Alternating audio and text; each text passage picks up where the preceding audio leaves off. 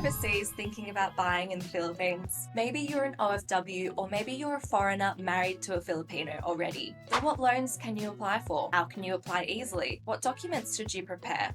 What if you're a dual citizen? This video is here to answer any and all questions you have about the home loan process when you're overseas.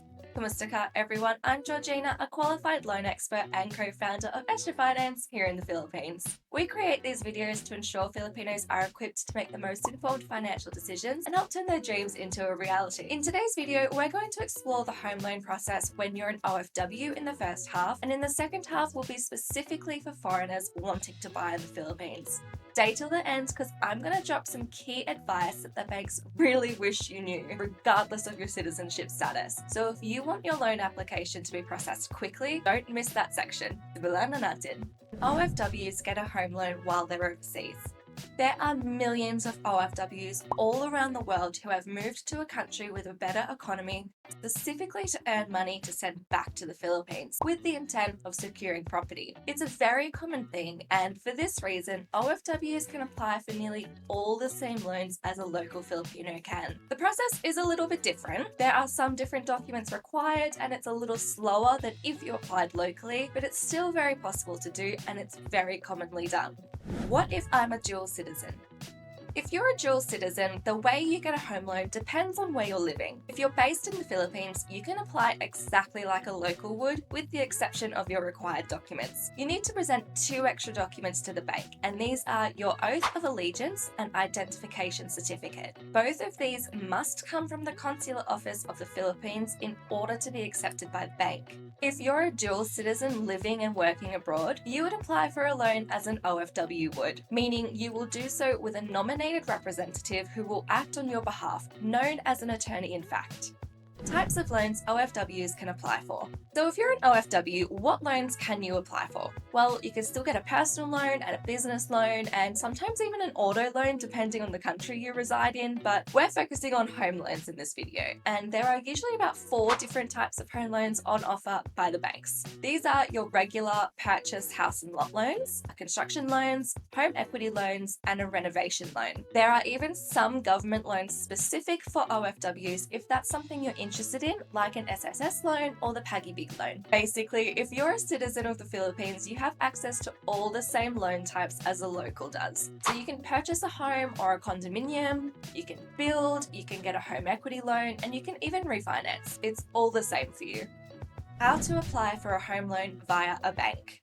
Okay, so if you're an OFW, that means that you're likely going to be applying for a home loan when you're not in the Philippines. First, you must pick someone who is in the country to act on your behalf. This person is known by the bank as a loan administrator or an attorney-in-fact, and they need to be someone you trust completely because they will be looking after all of your documents, confirming your personal details, and approving the home loan details on your behalf. So don't pick someone you don't trust to understand the information, don't pick someone you don't trust to ask the right questions, and actually don't pick someone you don't trust at all, period. A home loan is a massive commitment, which is why banks will only accept immediate family members or spouses as your attorney-in-fact. You might be able to get away with a friend as your AIF if you don't have family available, but I wouldn't count on it, especially if you want a loan from a smaller bank. Once you've chosen your AIF, you need to prepare all your documents, same as you would if you were applying locally. You can apply online directly through the bank's website, or the AIF can go into a local branch and fill out the application form on your behalf. There are sections in these forms specifically for AIF details, usually called something like an AIF info sheet,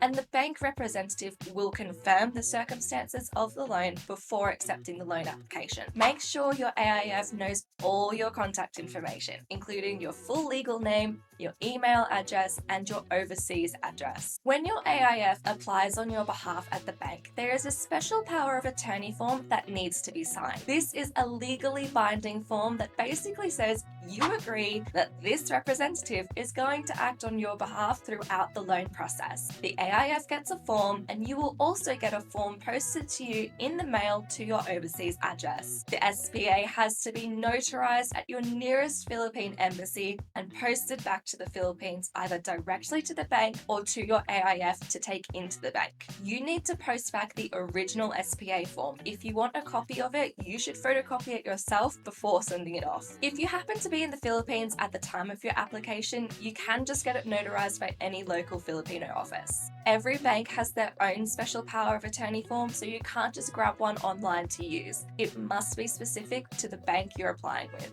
The bank can proceed with your loan application without the SPA form, so it doesn't need to be completed immediately before continuing on through the home loan process, but it does need to be given to the bank before they release the loan funds, which is the last step of the application process.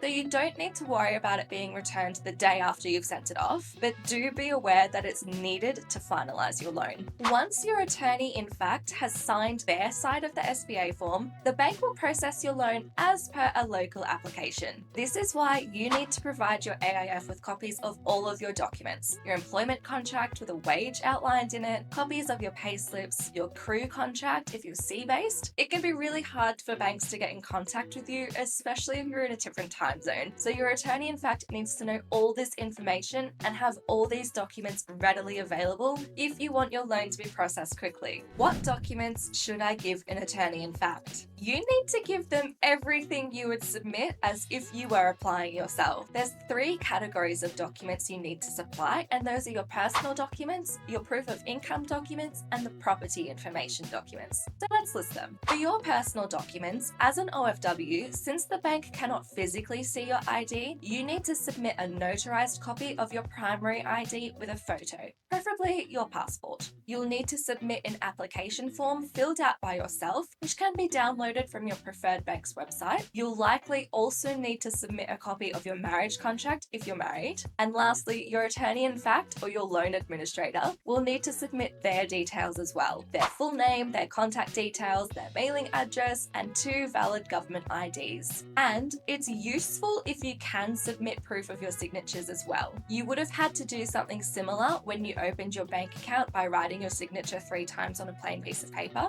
You might want to do this again because it helps confirm the validity of your IDs. Next are your income documents. There are a couple different options here, and some banks require more proof than others, but in general, you'll likely need a copy of your latest crew contract or employment contract, ideally with your annual salary written in it, an authorization letter from your employer verifying your employment, bank remittances, or the last 3 months of pay slips, or the last 3 months of bank statements. Now, you'll also need documents confirming the property you're buying. If you're buying from an accredited developer, this includes a copy of the contract to sell, a photocopy of the owner's duplicate copy of the condominium certificate of title or transfer certificate of title. If you're buying from an individual seller or a non-accredited developer, you'll need a photocopy of the tax declaration, the authorization of tax mapping signed by the current owner, and a photocopy of notarized contract to sell or offer to sell from the registered owner of the property if it's a private seller. If you're buying a vacant lot and are planning on building your home, a bill of materials and a floor plan are also required. Note as well that for private sellers or unaccredited developers, you'll need to pay a non-refundable appraisal fee. And this is usually around 5,000 pesos, but could be more or less depending on the bank. If your AIF applies for your home loan without any of these documents, then the bank will try to contact you in order to get them, most likely via email. So try and prepare all of these documents ahead of time in order to help the bank process your loan faster. And that's how an OFW applies for a loan. Once the bank has all these documents from you, it is out of your hands and you sit back and wait for that approval. So that brings us to the end of the OFW section, but make sure you stay to the end of this video because I'm going to talk about some secrets the bank wished you knew when you apply for home loans as an OFW, so stick around. For now though, let's talk about the application process if you're a foreigner wanting to buy in the Philippines. What if I'm a foreigner? The Philippines has some restrictions on the amount of property it allows foreigners to buy. For example, apartment buildings, or condos as they are most commonly known here in the Philippines, must have a 60% minimum ownership of Filipinos. That means that only 40% of the available condos can be sold to foreigners. You are also not allowed to own land, meaning these condos are pretty much your only option. So it's possible that you could miss out on an investment opportunity if you're quite particular about your portfolio. Though, since condos are your only option to buy, let me tell you about them. There are two ways to buy condominiums here, directly through the developers or from a private seller. Not all banks will lend to foreigners, so you will likely have to shop around to find a bank who will lend to you. Note that you might have to pay slightly higher interest rates than those advertised, because those rates are for locals. Property developers are going to be more than happy to offer you their in-house financing options, which is usually fine, but their interest rates will be higher than the banks. So it's up to you to decide which financing option you want to go with. What types of loans can foreigners apply for? Not all banks like to deal with loans for foreigners, and for that reason, it's really important to shop around to find a bank that's able to help you. Big banks like BDO and BPI are probably your best bet, but banks change and grow in capacity all the time. So do your research to ensure you get the best loan from the best bank for you. Now, like I just mentioned, foreigners can only buy condominiums in the Philippines, so they can apply for home loans from the banks here. In saying that, foreigners can still also apply for renovation loans, some home equity loans, and even refinancing, assuming they find the right bank. What documents should I prepare as a foreigner? Being prepared is key to a smooth home loan application, so make sure you get the exact same documents as a local applicant or their foreign equivalent. Every bank has their list of required documents on their website, and you can always call or email them if you have questions about what you should provide. There are 3 categories of documents you need to prepare, and again, these are your personal identity documents, your income documents, and the property information documents I listed in the OFW section. If you have any Filipino IDs like an alien registration card, these are more useful as secondary IDs than your foreign ones. Bring your passport and a copy of your visa. These are not necessarily required, but they can be extremely helpful. Other than that, for the most part, the application process is exactly the same. The biggest difference here is that you don't need an attorney in fact. Foreigners need to apply directly with a local bank themselves to get approved for a loan. What if I'm a foreigner married to an OFW? This is a really good question, and the answer is a bit more complex. If you are not Filipino, you can only buy a condo in the Philippines because you're not allowed to own land. However, the workaround for this is if you're married to a Filipino citizen. Together, you can buy whatever you like, so long as your Filipino spouse is the main borrower and the foreigner is only a co-borrower. It is key here to note that the foreigner must be the co-borrower. This might seem counterintuitive for some applicants because the foreigner might have more money or might be the sole provider or whatever the situation might be, but it's more beneficial for the Filipino to be the main borrower because that means you can buy whatever property you like. Basically, citizenship is more important than anything else to the banks here, more so than even the income level of a borrower. Of course, if you're planning on buying a condo anyway, then it doesn't really matter. But if you're dreaming of a beachside home, then let the Filipinos take the lead and be the main borrower. How long does the loan process take? It's hard to give a definitive answer on this because it does depend on the bank's processing times and on your ability to produce all the required documents. This is why it's best to apply as early as possible and get your documents ready in advance to make it quick, easy for the bank to process your loan. Whether you're a local, an OFW, or a foreigner, it can take anywhere from 1 week to 1 month to get your loan finalized and approved, assuming you get everything right the first time round and don't need to provide extra documents. What if I change my mind about my loan? So let's imagine that you've chosen your ideal property in a new condo development in the middle of Manila. It's got a great pool, a massive gym, a concierge, and even a boardroom for meetings. But you've just heard from your real estate agent that it's already at 40% foreign ownership, so you have been put on a wait list to see if any other buyers drop out. It's a shame, but it happens. Sometimes you miss a deadline for the pre-sales, and sometimes sellers just decide to go with different buyers. And you might even change your mind and decide now is not the time to buy at all. Whatever the case is, you now no longer need your loan as soon as you thought you did, if at all. Well, good news. Banks will keep your loan application on file for 6 months, meaning that you can get that loan approved again almost instantly, anytime, without having to go through the whole application process again. If you're buying from an accredited developer, this timeline can extend for up to 2 years. Your loan is valid for a long time, whether you're an OFW or a foreigner. Common issues applicants face with AIFs. Bear with me for a minute whilst I talk about the local bank's biggest gripes with OFW applications, because I've heard this directly from so many bank staff so many times. They really wish more people knew about it, but it's a difficult topic to navigate. The most common issue OFW applicants face is not having a good attorney in fact. Now, as I mentioned earlier, your AIF is also known as your loan administrator, and they essentially act on your behalf to secure and approve the loan the bank decides to give you. Your AIF can only be a spouse or a family member for this reason, because they are responsible for one of the largest loans you'll ever take out in your life. Banks don't just want anyone to be held responsible for it. And this is a difficult one to navigate, because what if you don't have a spouse in the country? What if the only family you have in the Philippines is your 90-year-old grandparent who's starting to have memory issues? You need to choose your AIF wisely. Are they able to remember all of your details, like your birthday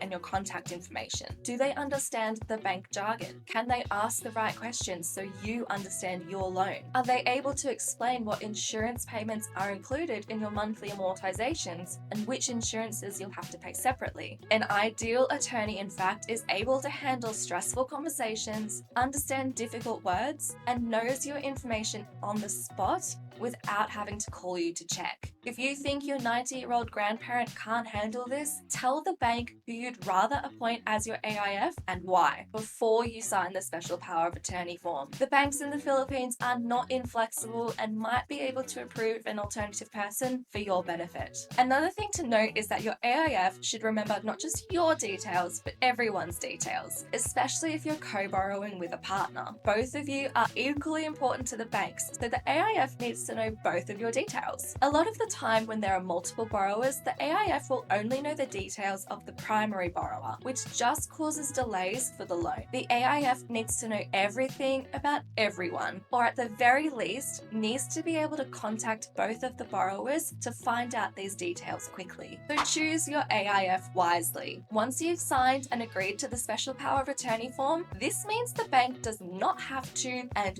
will not double check with you to confirm the details of your loan. That's what the AIF is for, and that's why they need to be trustworthy and reliable, so you don't end up agreeing to something that you don't want. The reality is that most of the issues applicants face can be avoided by choosing a good AIF. I would encourage you to get your AIF to call you or FaceTime you when they're actually signing for the loan in the bank's branch, so you can ask any questions you have and clear up with the bank representative themselves if you have any doubts about any information your AIF has given you.